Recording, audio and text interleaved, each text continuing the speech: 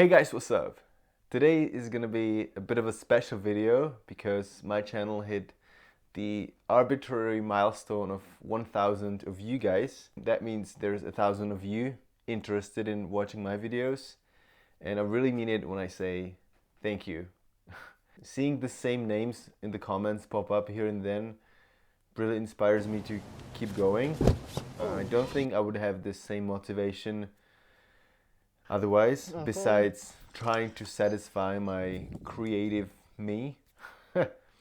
And if you're new to the channel, this is my channel story. I started climbing a little bit back home in the Czech Republic, and if you go far enough back on my channel, you'll see that I started filming in the UK. And the UK's style of climbing is what really formed me as a climber in very posh words, because I learned how to trad climb, learned how to climb cracks, did my first multi-pitch climbs in the UK, also had a phase of going outdoor bouldering and did a little bit of soloing as well, because it just seems much more normal in the UK because the routes are short and pretty much everyone does it at some point. So after a while, I moved to Iceland, and that was a completely different story. We lived in this very small village, Vik, in the south of Iceland, and there's pretty much, like, you could almost say there's no climbing. There's one crag, which is like half an hour driving west and another 2 hours driving east.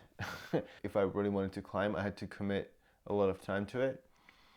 So I ended up climbing not as much for the next year, but I did have some pretty cool adventures. While living there, my brother came over to visit, and we ended up climbing a route which for me is still like the longest I've ever done. It's close to 500 meters with, again, like breathtaking views and everything. So that was pretty cool. If I was to sum up my Iceland experience as a climber, I would just say pretty tough grades, amazing landscape, the lifestyle was so chill. That was probably the thing I loved the most about Iceland. It was just like no rush, no stress, no nothing.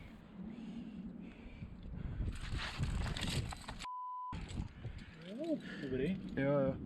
So after a short stint in Iceland, we moved back to Czech Republic, and in the following season I focused mainly on sport climbing.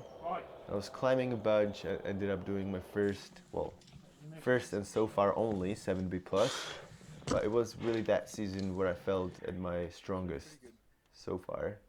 So we're getting pretty much close to the end-ish of the story. In the UK, I fell in love with trad and climbing cracks, and I couldn't really like get it out of my head. I kept thinking about crack climbing, and then I kind of found out that in the Czech Republic there's a lifetime of cracks, literally like a lifetime of crack climbing. The bad news is you kind of have to have a bit more balls to actually do it. It's because crack climbing, let's say in the UK, tends to be very well protected, and that's why I really liked climbing cracks when I was in the UK, because you could just like place gear anywhere you want it.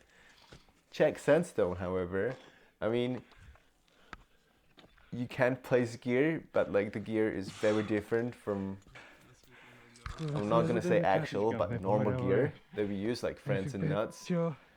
But man, like the atmosphere, the quality of the lines, just the overall experience that surrounds Czech sandstone is just like, just brings a smile to my face.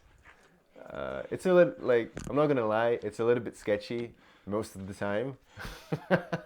And I'm gonna need to properly learn how to off-width climb if I ever want to be able to say that I feel somewhat comfortable on sandstone.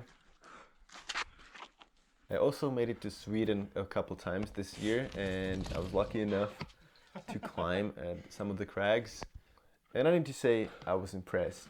Ever since getting back from the UK, I didn't really climb that much crag, but I knew that was something I really wanted to do in the future, like do more of. So being in Sweden, I was like, yeah, the Swedes have some pretty sweet crags with dried roots on it. Alright guys, so this was my channel story in a nutshell. It felt pretty nostalgic for me looking back at most or all my videos.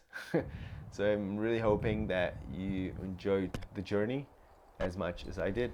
I'm not planning on stopping anytime soon, so I would like to hear from you guys and know what you would like to see next. Like, is it more sandstone, more sport climbing?